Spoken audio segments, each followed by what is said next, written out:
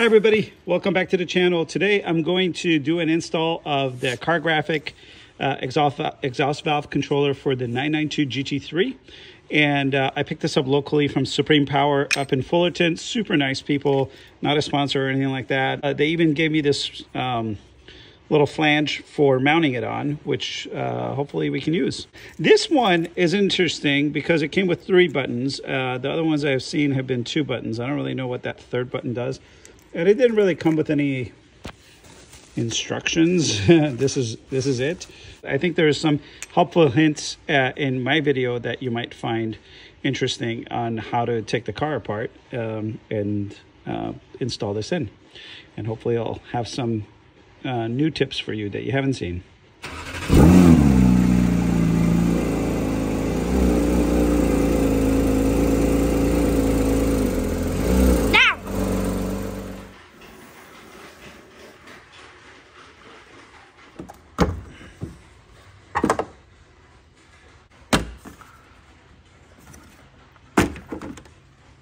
Okay, so if you remove the pieces of trim there, you'll see this bolt and this bolt. Those 2 need to come out for this rear section to be completely removed. Okay, so once those 2 bolts are undone, that rear section just pulls right out. Very easy. I believe it this is where it's hooked under. Now we want to remove 1, 2, 3, 4, 5, and 6 screws here.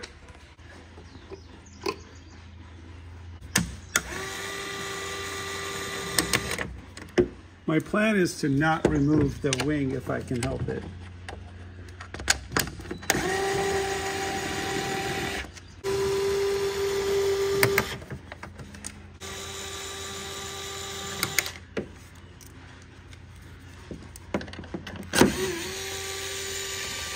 I'm going to pull out this red tab just with the tip of your fingernails. And once you've done that, it should. There it goes. You just, once you've pulled that out, you just kind of press in here and you pull it out. And that's for this light right here. So now that that's done, you should be able to lift up in the front, hopefully. Actually, lift in the back. There we go. There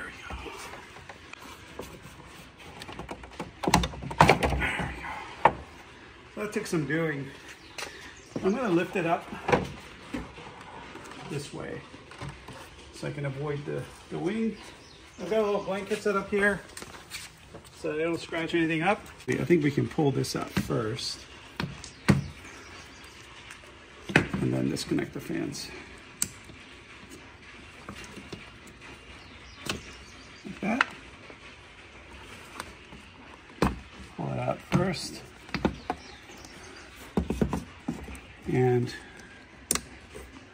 disconnect. Okay, so just to keep an eye, this one's for this side, this one is for this side. I think that's all the removing we need to do. That is where we're going to install the Cargraphic controller, and then we're going to throw the cable down below. So in order to get to it though, we're going to need to undo the diffuser down here. Now, okay, so there's 5 bolts down here. There's 1, 2, 3, and then there's 2 back here. Let's see, over here, and on the other side, and the other side here. These you just need to loosen a little bit. You don't need to undo them completely. So what the recommendation is that you remove these outside 2 first. Then you loosen these 2, and then you remove that last one, and then the whole thing will slide out. And apparently it's kind of heavy, so like I haven't removed it before, and I want to be careful, obviously. So I put a blanket under it. So this is one of my favorite tool sets. It's very portable. And what I really like about it is its size is it's kind of perfect for doing little jobs like this. These screws that are at the bottom there, they're super tight in there, and I've heard that before. I can't believe how tight they are actually. So these are really, I think, a T30 or number 30 or whatever they're called. But for whatever reason, I thought they were 25, so I put it in there, and it kind of like marred the surface a little bit, so my 30 wasn't getting in. But at number 27, which luckily I had, was able to also do it. So 30 is like a super tight fit. And this is important, okay? Because you need to get all the purchase you can on there. If you can get your number 30 in there, great. And then this wrench is obviously really tiny, so it's very difficult to put a lot of purchase on it. But yeah, I was able to get it out with this. Just takes a lot of force, which is why it's so important to get the right size. So start with a 30. Yeah, let's see, T30. Oh yeah, I see. Yeah, right there. Okay. So now I'm gonna do the these two rear ones. I'm just gonna loosen them a little bit.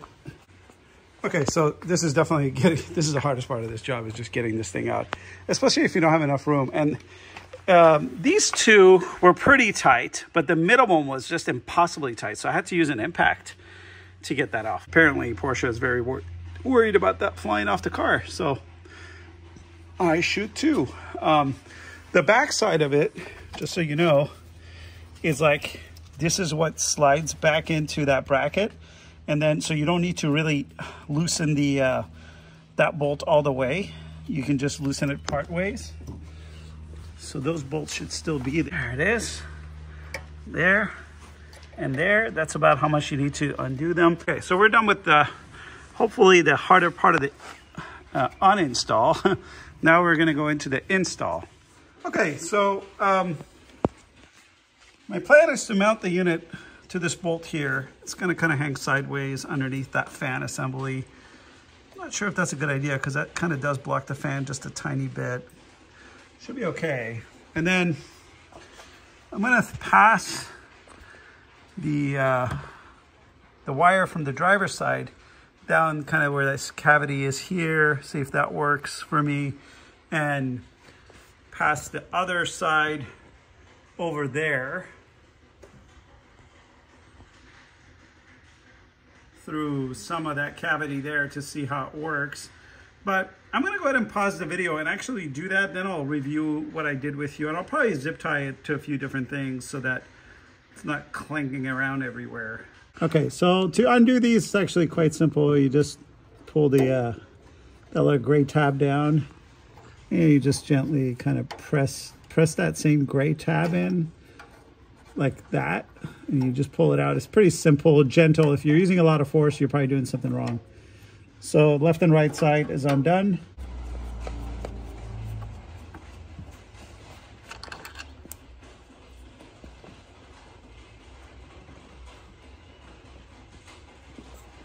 I suppose you could put it back here.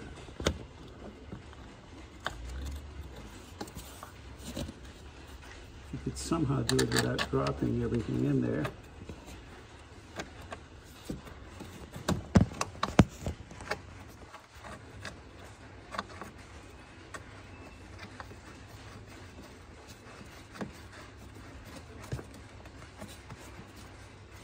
Okay, I'm not going to tighten it too much because I do want to move it around a little bit while I adjust for it.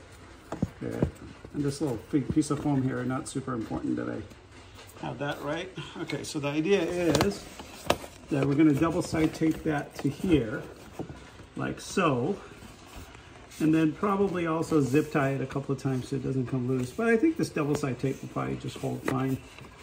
Though, ideally, yeah, that would be kind of the ideal mount right there. In fact, I think that'll work. But do you think it would fall?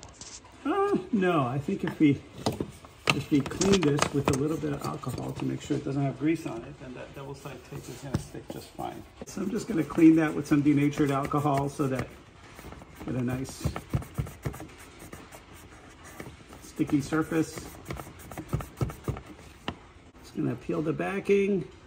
You put the double side tape on? It's already on. It already comes with double-sided tape mounted on it, which is nice. That's efficient. All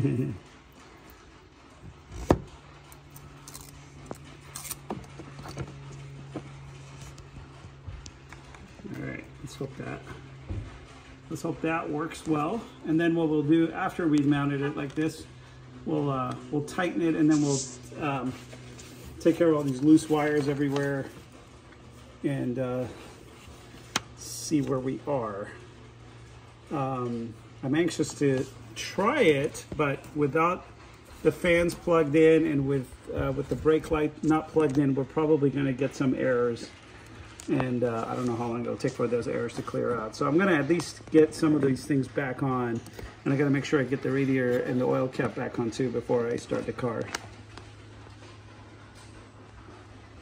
Okay, I've just applied about 20 seconds of pressure to it to kind of make sure it sticks. Okay.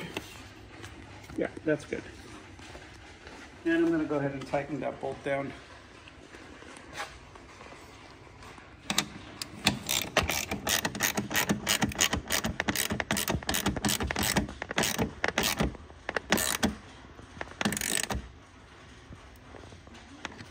It wasn't super tight to begin with, so it's okay.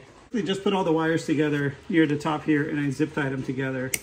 I think that's gonna be fine, honestly. And they're kind of out of the way of all the belts and stuff, it looks like. Here, let me take that camera real quick and I'll go around here. So I put it around to the left of all those pipes. There's a belt right here, right there, there's a belt. You kind of don't want to get too close to that, I would imagine. I wish there was a way I could zip tie this a little closer. Maybe I'll look for a spot to zip tie this a little closer to the outside. Over here, a little safer. I have this bracket, so I zip tied it underneath this, and that should keep it. That should keep the passenger side valve cable kind of out of the way of everything. Okay, so the fans are in. This one was a little hard to get in. I gotta say, I'm a little worried because it is pushing up against the controller. The fan still spins freely. I'm not that worried about it, but it would have been nice if I didn't have that problem. And that's about as tight as I can squeeze it in there. So maybe that's not the best place for it. I don't know. You guys decide on your own, but I'm gonna try to loosen it and see if I can move it down just a tad bit more. Okay, so if you end up using a bracket like mine, my only advice would be, I used a double-sided tape, but I kind of stuck it really close to the top. I would probably move it down about ½ an inch before, so the top of this would be ½ an inch lower than that edge. Mine's right on there, and the fans are pretty tight fit. I mean, it still goes in just fine, but it's a pretty tight fit, and hopefully that doesn't cause any sort of problem. I don't think it will. The fan spins just fine compared to this one.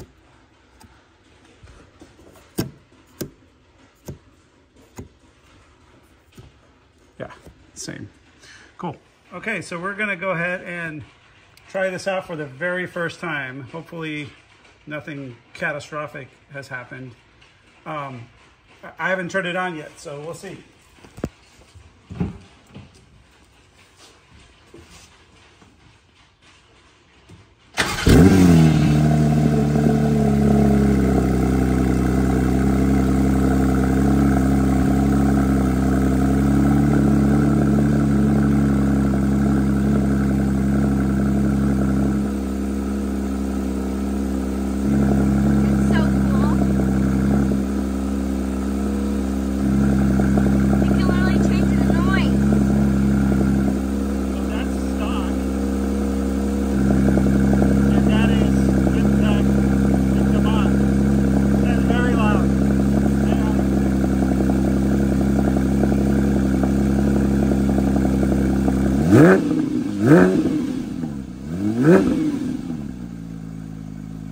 That is super loud. Okay, I don't think we'll need to buy an exhaust system. That is fantastic. People did say this was a good mod, and holy cow, that's, I mean, how long have we been doing this, Grant? 2 hours? Yeah. Maybe, not even, right? Maybe an hour and a half. Yeah. I still have to put the, the diffuser back in, which I'm not really looking forward to doing, by the way. That thing is kind of a pain in the ass to take off. I'm hoping it's easier to put on. Although, I mean, if you had more room than I do, I think it would be a piece of cake. It's just not having the room to kind of find the holes and whatnot is going to be a little challenging. But we'll get through it. Yeah, hopefully we haven't missed anything. I didn't see any crazy lights. Let's try it one more time.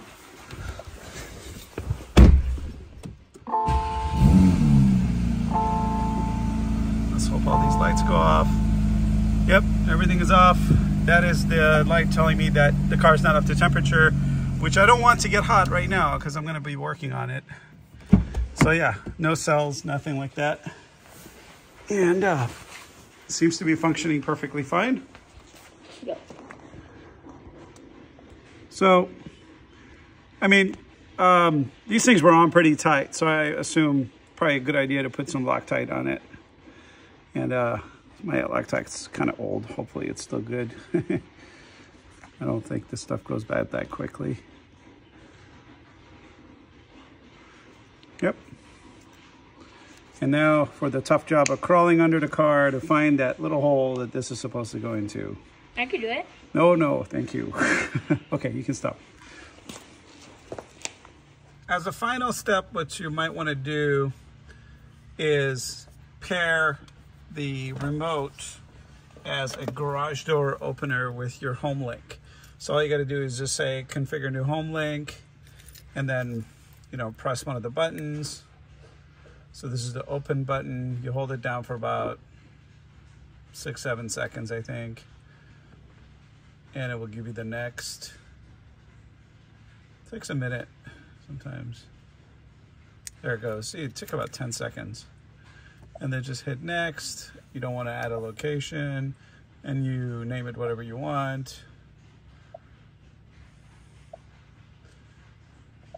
XYZ, and hit OK.